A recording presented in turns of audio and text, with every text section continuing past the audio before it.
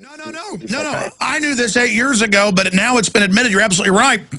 They have the real camera X-ray at Guantanamo within the base. Army and CIA psychiatrists run it. And that's why all the new al-Qaeda leadership are picked up as 14, 15, 16 there, taken, tortured, trained, and then released, and then they command the new al-Qaeda. Right. That's why the leader of al-Qaeda in Syria and the one in Libya were actually at that base for 5 or 6 years apiece. You're absolutely right. But it's even admitted that they are in there torturing them and mind controlling them in there. So Guantanamo is actually a terrorist factory.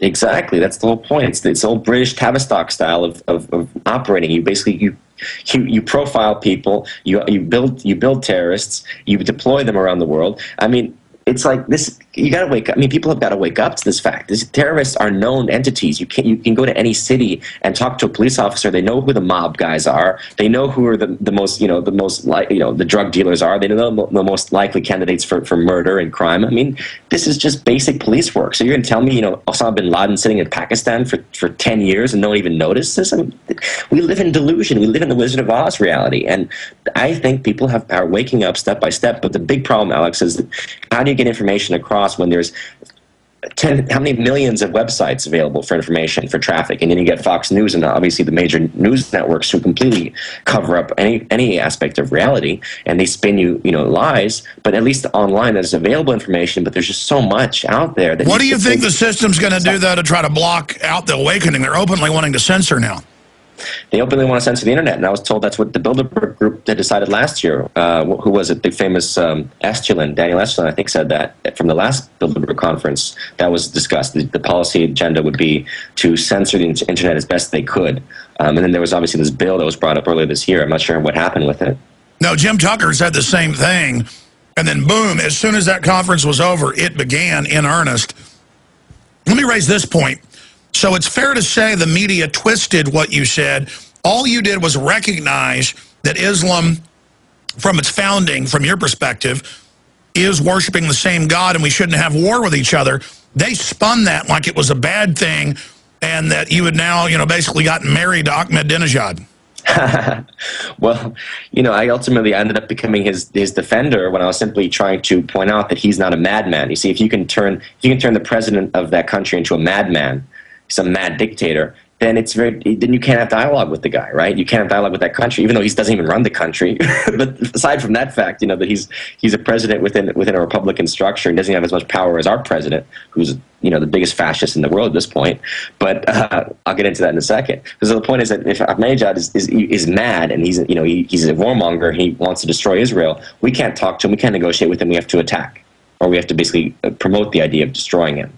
So I'm basically saying, no, these people are rational, reasonable people. The same thing that actually came out a week later when the Joint Chief of Staff chairman comes out and says the same thing. Iran is a rational actor. This is, completely absurd. It's not prudent to bomb Iran. I mean, they've given us all the ammunition now to destroy Obama because Obama is the guy leading us into this goddamn war. The same way that he put the NDAA in place. He asked Carl Levin and the Congress to make sure that U.S. citizens can now be targeted by our military. U.S. citizens can be picked up and detained. Are we out of our minds? What happened to our country? We've destroyed the Constitution blatantly, openly, and no one says a thing.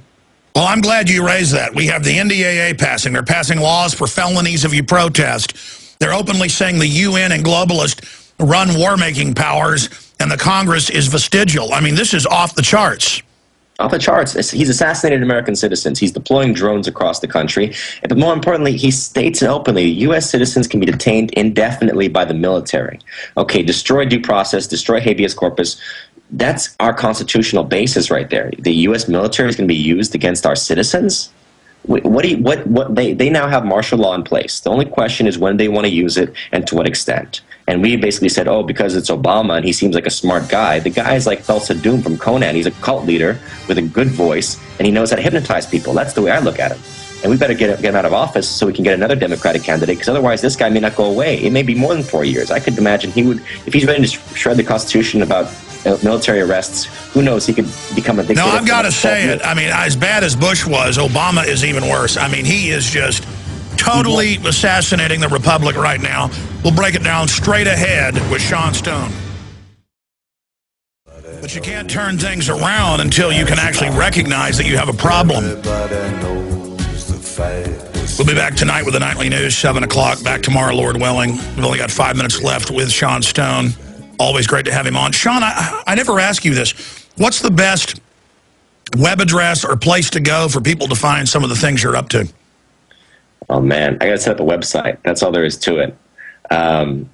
You know, I've been posting all these interviews and whatnot on on Facebook. They're obviously on YouTube, but I have to consolidate it, and now's the time to do it. So once I get it up, I'll let you know. All right, we've got 5 minutes left, so there's so many questions I've got, but what are points you'd like to make before we're out of time? I mean, the point is that, we got to avoid this World War III, first of all. This is very serious. I mean, the Russians are not joking when they say that they don't want to see Iran attacked or the Syrian regime overthrown. And we don't know to what level they'll actually go in terms of putting boots on the ground. I mean, don't forget, Iran is on their border. It shares the Caspian Sea with them, right? And historically, the Russians have been known to intervene, whether it be Afghanistan or Georgia, when the West starts to mess around, screw around on its border. So if you think that, we're just gonna bomb Iran's enrichment facilities or whatnot and get away with it, first of all, Iran's going to retaliate, and we don't know in what capacity, whether it be Hezbollah attacking Israel or else something abroad. But the point is that they're rational in that sense that if they're attacked, they'll respond. And what will the Russians do? Will they start launching missiles at the Israelis? I mean, I get a feeling that our military is really making a very strong stand here against Obama, because Obama's committed us to backing into a World War III by Obama saying, we're unconditionally supporting Israel, by giving them bunker busters and other very advanced technology for waging an offensive war against Iran.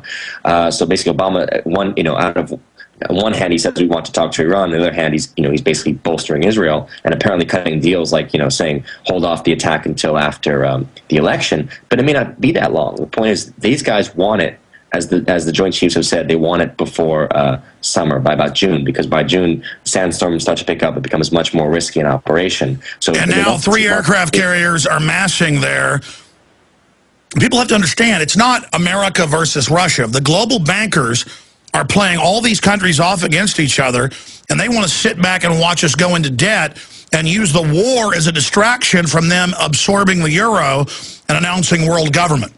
Exactly. And that's their next step. But the real thing is, these guys are lunatics. I mean, are they going to prompt a nuclear engagement between the sides? Because obviously that's what's being looked at right now. I mean, the Russian military and our military are looking at the old mutual assured destruction scenarios in terms of their technologies. Now, obviously, their technology's advanced 20 years or more. We don't know exactly where we are with these electromagnetic pulse weapons, things that could wipe out energy grids and our power. But obviously, I know that we have martial law established now in this country, so that we're basically prepared, it seems, for some kind of worldwide engagement. And you just hit the key. They are building bunkers, storing food, getting martial law ready publicly, and setting up an architecture for World War III. I mean, they are, again, Europe and Latin America, the Middle East, they're not even the primary target. We in the West are the target of this war because, again, the globalists are outside of us. They're playing us off against each other. Precisely. These guys have no allegiance to America. We got to stop thinking that this financial faction of Wall Street has anything to do with America. Wall Street is the biggest terrorist we face as American people. Our enemy is imperialism. We are a sovereign republic. We believe in the idea of a republic being sovereign over its territory, over its finance and economics. Wall Street has no allegiance to us. So why should we have allegiance to them? Why are we bailing out these guys who are international in their nature? It's not just that they don't have allegiance, as you said. Wall Street is financing getting rid of our republic and our freedom. Exactly. They're the biggest terrorists we face. Wall Street has terrorized more people than Iran ever could in America, across the world. Sean, I want to get you back up next week or even sooner just on Iran, because this is so important. Just amazing information. Ask yourselves, what are you doing in this time of great challenge? What are you doing to unlock minds?